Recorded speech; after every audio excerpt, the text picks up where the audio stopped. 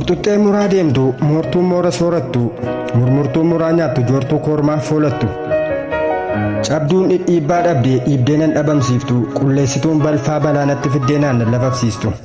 Gatan ba'iin karaa keessaa garaa isheetiif garbuuf gootee dhiisin ba'iin karra keessaa dharraa keetiif dhama hoote. Maafsiin tapha cabaan qabaan lafaan kaane hidda ramaa sanyii araamu janguunneen sanyii fafaa badduun badiif naman taane abduun qabdu kun duraanu. Dubbii fafaan dhabanii waraansaa warreeqatu waraana warra gowwaa miidhama isaa himuurra bu'aa bu'aa seenuuf kan deemsa wal dhoowwa. Dabsaan garaa darabii dararee daaraadhaan dibeessi salphisu utuu mati ilaaltu doorsisaan si diree tumannaan si tumee yooqa kee jallisu. Cabdee hafnaan caba lafee boruun fayyu tafni laafee wal gadhiisu hartee gatta haqa harka keen beekta garuu sin mararu barbaachaaf si tunciisu.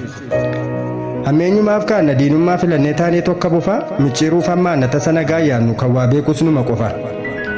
Karaa karri jiruun karaan baasuu dinnaan dharraaf jecha dhara haqatti fakkeessu mararoo sobaatiin mariin akka dhamnaan maarramaan maranii boollatti si geessu. Of beekaa of hin beektu of baruuf rakkattee eenyummaa kee ibsuuf afaanuun sodaata jirta garuun jirtu jiraachaa dhokattee jiraachuu mormitee jiraaf of shakkitee wallaalte bulmaata. Mee duratti yaadi tooftaa tolaaf baddee tortorraan cabni kee qaawwa kee suphitee tolchuuf tolaan dhufnaan dhokatee raqni kee. Hamaaf garraamii ishee utuu wal jijjiiree nurra madammaduu moonee dhufne har'as sanyii warra dhugaa gad jedheef hin badu. Doofummaa daguudhaan dagaagee daraaru firii isaa muranii firattiin baafatu dabeessa safuu isaa dabaan gurguratee namarraa garmaamu haqaan naasisanii akka hin deebinetti ofirraa of baafatu.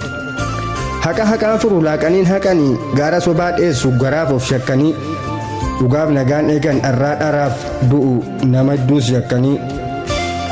Bu'aa balaa argachuuf balfa wal taasifna gatii yaada fafaa du'aan bu'aa eeggachuuf dhugaan luugamamnaan meeqa karaatti hafa. Situ miidhe situ yakke miidhamnaan si rakke nagaa sin teessisu haqa labsuuf labee kan dhaga'uun dhabe jireenyi dacheedhaa dhiiseen hin leellisu.